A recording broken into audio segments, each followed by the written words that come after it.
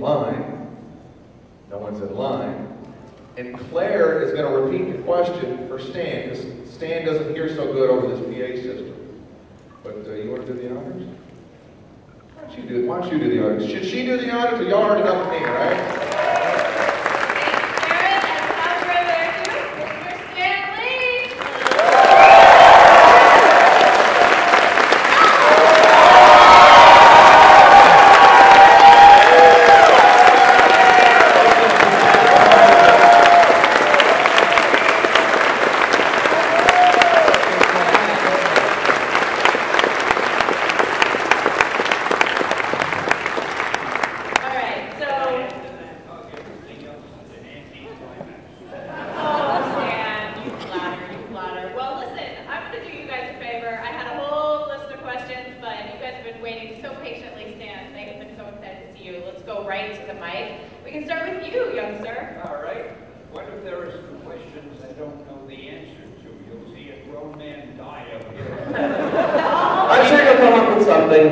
Keep your questions easy. No, I'm only kidding. Make them as tough as you want, because I'll answer them wrong anyway. All right, two really fast questions. First off, where's your favorite place to get a hot dog in New York? Because I need a few more places to eat when I go down there to visit.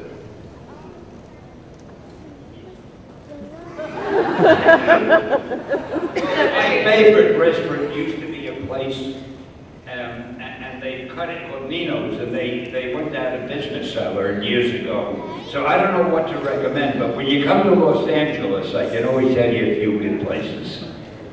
Alrighty, and so I have a delicatessen called Make Now, and the food may not be good, but it's inexpensive. And the second question? What were you doing in The Stand? The movie The Stand. I still have yet to figure that out. What are we doing? Oh, the Stand movie. The movie about me, my documentary. Well, they're trying to decide whether to give it an Academy Award or a Nobel Peace Prize. Both, I like your attitude. Actually, we made this documentary, which embarrasses the hell out of me, but they insisted on doing it. And it's the story of my life, which everybody knows anyway, but there are a lot of shots of my wife in there, which most people haven't seen. And that dresses up the movie a little. And I don't know, it's going to probably play on TV, and it'll play on the internet, and in some selected theaters. See, people always say, it'll be in some selected theaters, which means they couldn't get it into most of the theaters. But you'll see it advertised pretty soon, and if you have nothing better to do and you want to see something about me you didn't know, but my life has been an open book. I don't even know what questions you could ask. Everybody knows more about me than I know. It's getting embarrassing. Is there anything that we don't know, Stan? No, what you see is what you get, so you might as well leave now. That's part of the appeal. Why am I sitting down?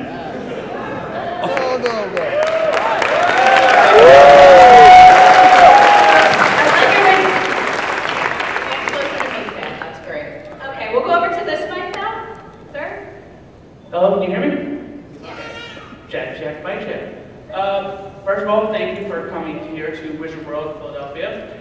I'm with the Absolute Network, and we named a project that we did the Anime of the Year in 2010, that being Hero Man.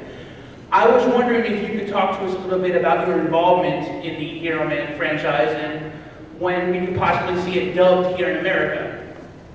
See, not only does she dress up the place beautifully, but I don't hear as well as I used to. So she tells me what the hell it is that you said. So keep your questions short, because she doesn't have a good memory.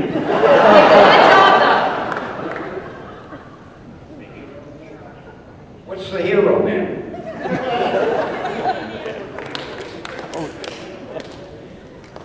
In 2010, I did, what did I do, Max? Oh, the Japanese one. There's so many things. Yeah, I did a book in Japanese called Hero Man, and They were going to make an animated cartoon about it. I think they're still thinking about it. So in the next few years, if you see a Japanese animated cartoon, you can say, oh yeah, that's the one Stan didn't remember anything about at the convention. All right. How about you over here? Out of all the heroes that you created, which one do you relate to in real life?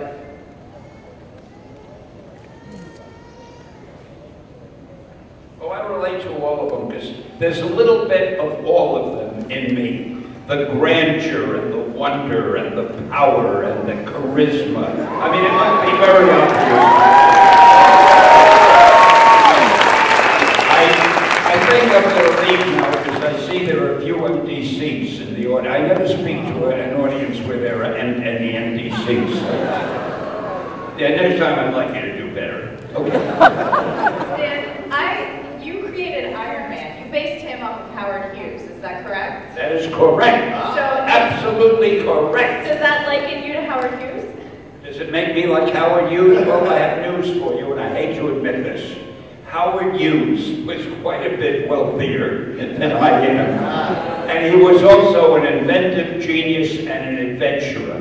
Now, I'm sure I would be an adventurer if I had a chance to adventure, but I keep so busy going to comic book conventions. All right, let's go to this question over here. Yes, hi Stan, how are you? You'll be always known as this question over here. That's fine, that's fine. Doesn't he or she have an identity? Yes, yes. A fine thing. I guess my first question is... Said he. I have two questions, and one for you, Claire, as well. But Stan, what is your secret sauce? How is it possible that you, after so many years, are still so powerful, have so much energy, and just keep it going? I wish I had half your energy, sir. I heard that. See, whenever somebody says something flattering, I hear it. No, it's funny. Some voices are on a range that I can understand. Some of them, when they talk into the mic, it sounds like this. I hear the sound, but I don't know what's being said. So anyway, I don't know about the energy bit, but what it is, I love what I do. I love being with the fans. I love writing comics. I love doing movies. I love being with So how could you not be having a good time when you're with the kind of people that you're crazy about, and they're all as enthusiastic as you are about all the things that are going on, whether it's movies or television or comic books or the internet. It's all so exciting that, I don't know, it's not like you're working. I feel like I'm playing all the time, especially when you're on the stage with someone like this. Of course. You mentioned the internet. How has technology changed the process of creating? Has it changed anything for you, or? Well, I don't think technology has created the process of creating. What it's done, it's allowed the things you create to be presented in so much a more exciting way. Now, for example, we could not have done the Avengers movie 20 years ago. There's no way all those things could have been seen on the screen. So technology is making entertainment more exciting. And I might add, speaking of entertainment, I'm going to get serious for 1 minute, which is not typical of me. Most of my life, my early life, I was a little bit embarrassed because I wrote comics, because I felt, you know, there are doctors treating people, and there are people building buildings and bridges and flying airplanes, and I'm writing these stupid comics. And little by little, as the days and the years went by, and people would say, gee, I enjoyed this story, or I loved that story, blah, blah, blah. And I began to realize that entertainment is one of the most important things in people's lives. Most people do not live. Thank you. Well, yeah, sir, I just wanted to say you are absolutely an inspiration for me, and hats off to you, and thank you so much for being you. And I wanted to maybe everybody give him a round of applause.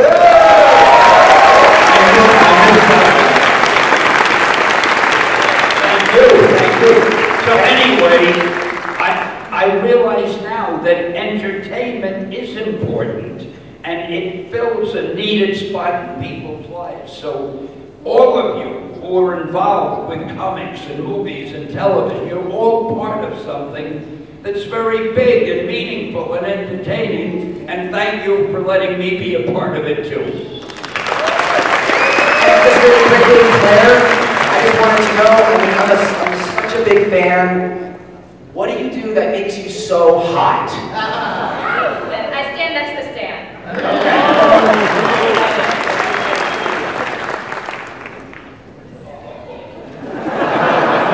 All right, let's go over here, sir. I gave the hug on your behalf. That's right. It was a by proxy hug. Let's go for you. Hey Stan, question. I think Dr. Doom is the greatest villain ever. How did you think him up? Can you repeat that for me? Sure. A little bit about where did Dr. Doom come from? Doctor. Dr. Strange? The only doctor I know is Dr. Strange. Did I miss something? Dr. Doom from Fantastic Four. Doctor who? Doom? Yeah. Is there a Dr. Doom? Max, come here. This guy is my walking encyclopedia. What? Oh, Dr. Doom!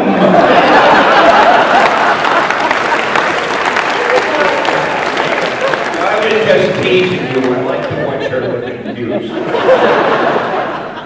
Well, what was the question about Dr. Doom? Hey, another thing. I don't know if it's my hearing, but it sounds to me like every question is coming from over there. Is that the case? Are any of them? This one It was came over from here. there? Yes. And I'm looking that way. All right. Dr. Doom, what about him? Tell you about him? Okay. Dr. Doom has long been my favorite villain. First of all, I like his name. How can you beat a guy called Dr. Doom? And the thing I like about him, he is the king of his own country, Latveria. Now, I'm very proud of Latveria because I made up that name, and I swear it sounds like a real country, doesn't it? I've had people say, how do I buy a ticket to Latveria? And it sounds so real. But the big thing about Dr. Doom, being a king, if he comes here to America and he commits a crime, he's got diplomatic immunity. We can't arrest him. Now you show me any other villain that can't be arrested because he's got diplomatic immunity. And that's why Marvel has always led the pack. We're different than ridiculous. That's why I like Dr. Doom. Cool man. His whole armor, I mean, he's great looking. I don't get any credit for that. Kirby dreamed that up. He really drew a great Dr. Doom.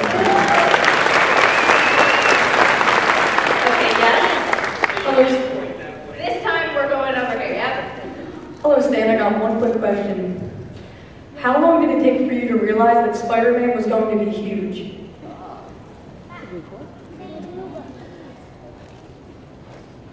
As soon as the fan mail started coming in, and as soon as the sales figures came in. You know, my publisher didn't want to do Spider-Man at all. He thought it was the worst name for a book you could ever get. He said, people hate spiders, you can't call the hero Spider-Man. So that's the reason I stuck Spider-Man into Amazing Fantasy when we introduced it. Because we were going to kill the Amazing Fantasy book. Where you're going to kill a book, nobody cares what you put in the last issue. The book is going to die anyway. So to get it out of my system, I threw Spider-Man in there. And about a month or two later, when the sales figures came in, my publisher said, you know, Stan, that character Spider-Man of yours that we both liked so much, we make it a series. And that's how a legend was born.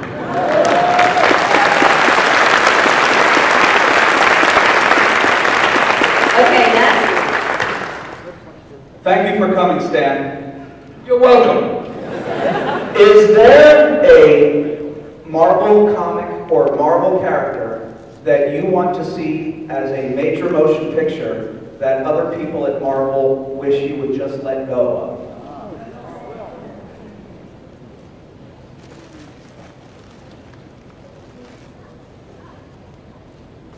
everybody at Marvel wants to do them all. The two I can't wait for though are Doctor Strange and Black Panther.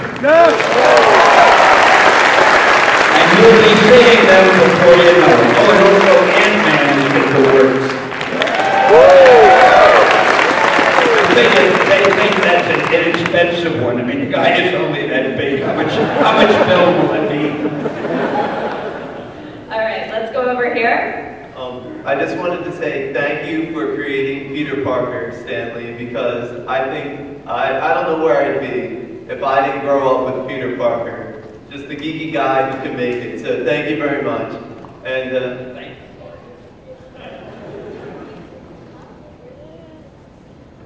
Yeah, I didn't either. I haven't liked Peter Parker, and the thing I liked about him was what my publisher hated. He not only hated the idea of calling him Spider-Man, but he said you can't have a hero who's a geek and who isn't that popular, and he's not that great looking, and girls don't like him. Stan, don't you know what a hero is? And he argued with me all the time, until the sales figures. And he said, we need more geek heroes. And my question is just real quick. Which Spider-Man villain that you didn't create do you think, damn, I just wish I created him?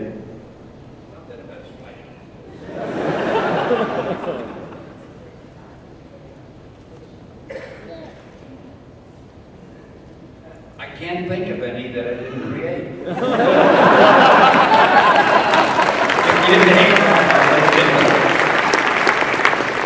Thank you. Thank you, and Excelsior, Stan. Excelsior.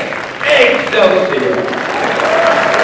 Hey, do you all know what that means?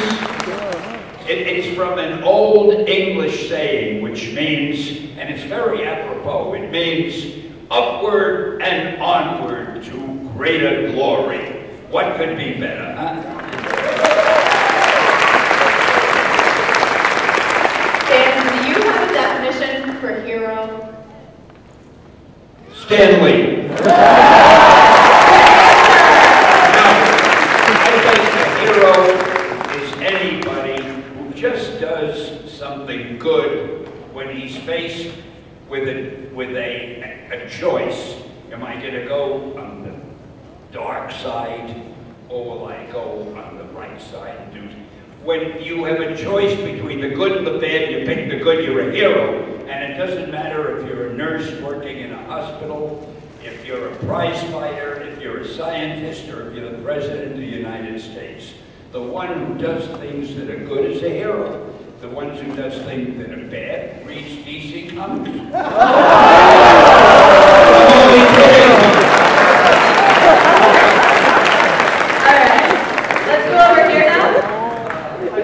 I was wondering what your thoughts were on seeing two of your most popular creations go at it in Avengers vs. X-Men.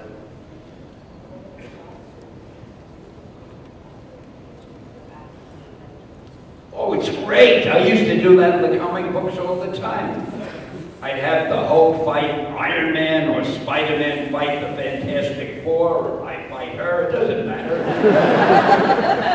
It's always fun when heroes fight each other, and of course I did it out of laziness. A new book would be, you know, these books were published every month, and we had, I don't know, 8 or 10 or 15 of them a month, whatever it was. It was a little hard to dream up a new villain all the time. So being a lazy guy, I'd say, well, I can't think of a villain right now, so I'll just let a couple of the heroes fight each other. You can always find an excuse, and that's how it happened. And all of a sudden, I realized people like that. It's kind of fun. The thing that I get very often, a fan will come up and say, in great seriousness, who would win if the Hulk fought Thor?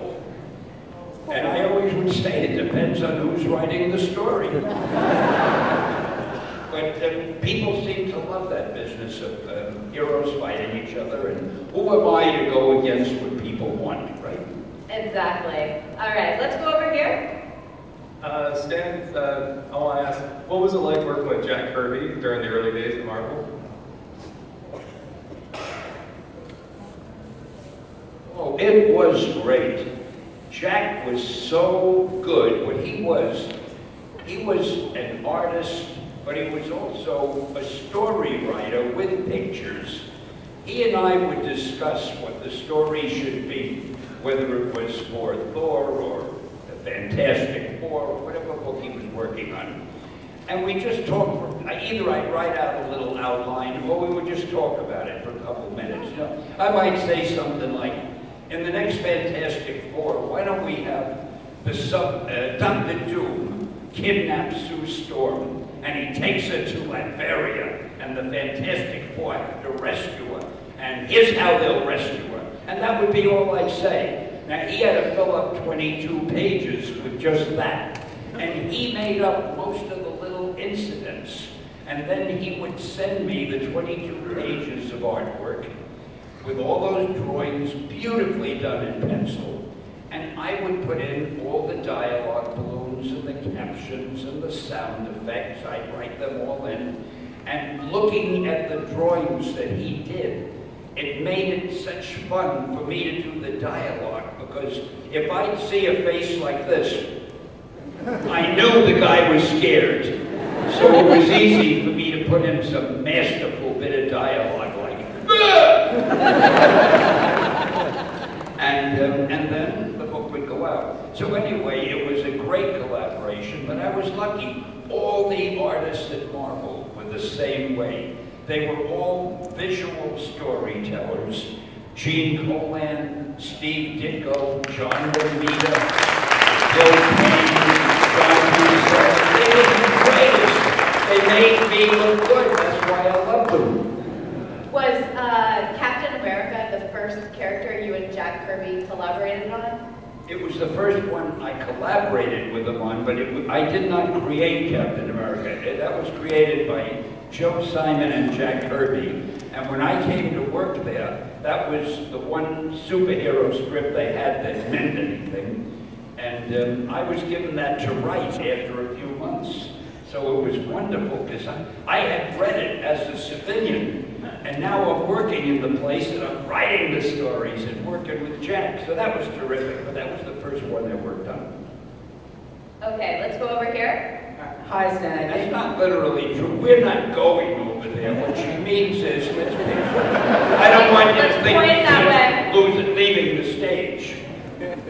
I'm a huge Spider-Man fan, and I think I speak for a lot of people here when I say I try to be half the man Peter Parker is. And I want to know from you, what do you think it is about Peter that makes people love him and want to be with him or sympathize with him? Well, you're going to reduce that to 10 words.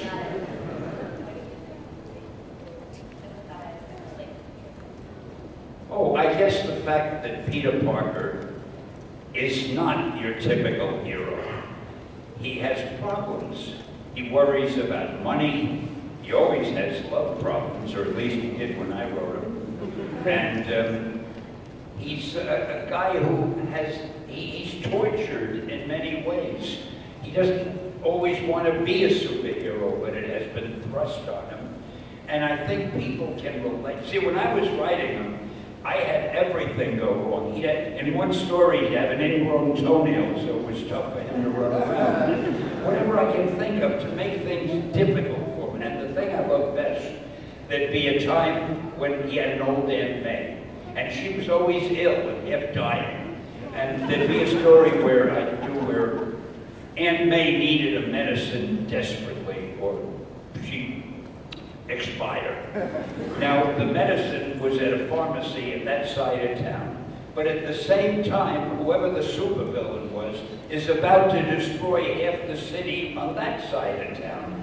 And Peter can only go to one place at a time. So does he go to save his Aunt May, or does he go to save the city? And how do we get him out of that dilemma? So I think by doing that sort of thing a lot in the stories, it made people relate to him. Because most people have, well, they don't have to save the city maybe, but we've always got little serious problems like, should I go to the movies with her, or should I go to work this afternoon? It's hard to decide what to do.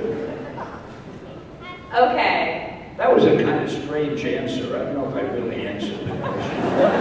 They all forgot the question by now anyway. Yes? Hi, well, which is your favorite superhero?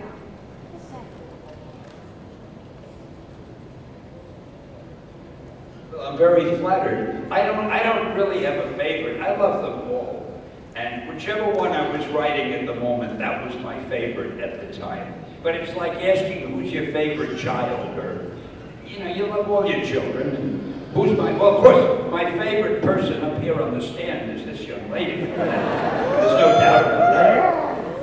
But I'll be happy to shake your hand at any time.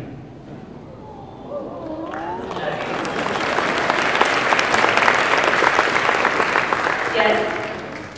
If you could ask Conan the Barbarian one question, what would it be?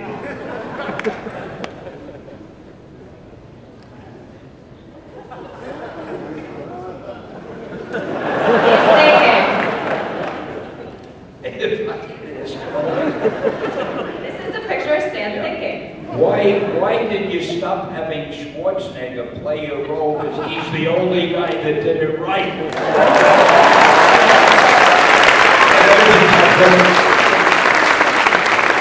Good answer. I like that. All right. How about you? Who's your favorite villain?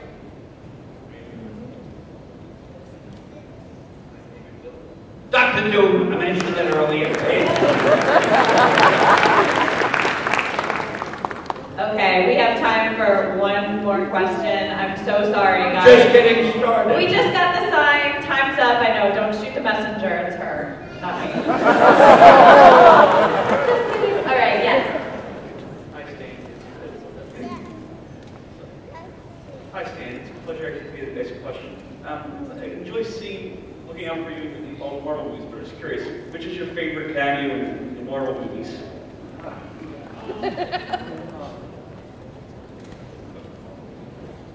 Oh, I couldn't. Can you imagine if I mentioned one of them and then the directors or the producers or any of the others? Oh, so that was your favorite? About the one I did? Oh no, they're all my favorites. Every single one. Actually, I do love them. The Marvel movies, to me, they're fun, and that's what a movie should be. You sit in the audience, you're watching them. Oh, I'll admit they're not the Green Lantern, but they're the best we can. Okay, good news. We have time for a few more questions, so let's go over here. Stan, I love you. I just wanted to ask you, when you created all these iconic characters so long ago, which one did you expect to have longevity today, sir? Which one did I expect? But I heard the beginning. I didn't hear the beginning. In all honesty, I didn't dream that any of them would have the longevity they have. In those days, we just hoped that the books would sell for a while, we would keep our jobs and be able to pay the rent. In a million years, we couldn't have thought that one day I'd be addressing a whole group of people about them, and there'd be movies, and there'd be articles in the paper, and we would have thought we were dreaming. It couldn't have happened. Thanks for everything.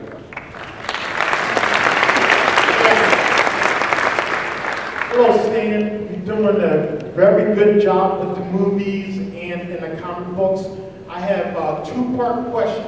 Of the 70s Spider-Man live actions, do you remember the one with the transformable robot and the jet car? Will that ever be English dubbed? I heard Spider-Man live action. Right, Brad? It's on YouTube.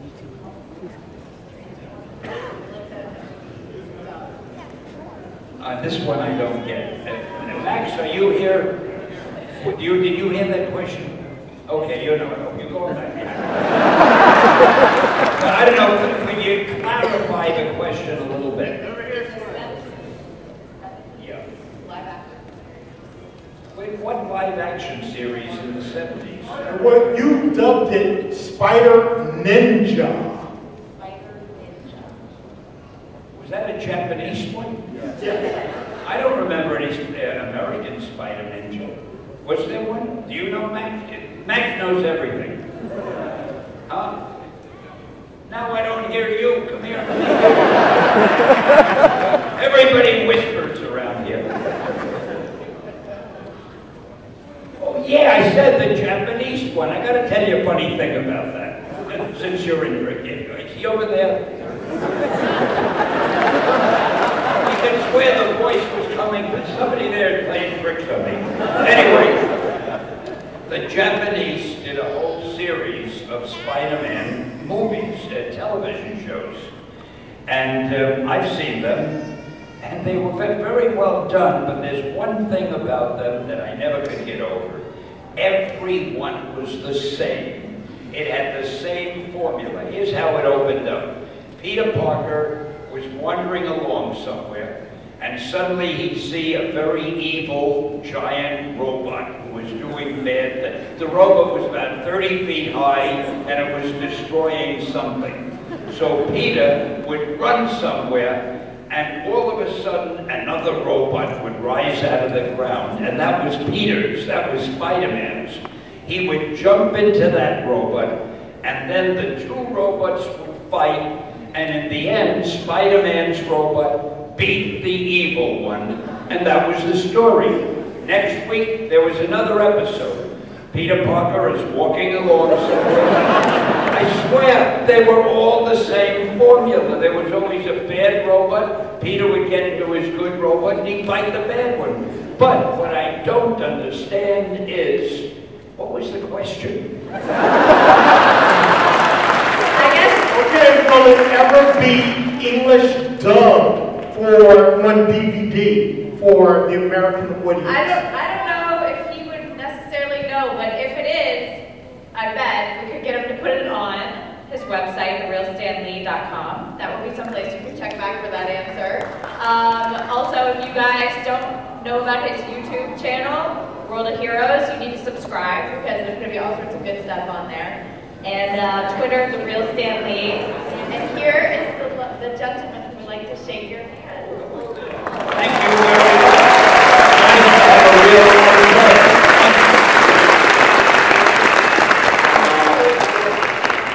He's awesome. There you go.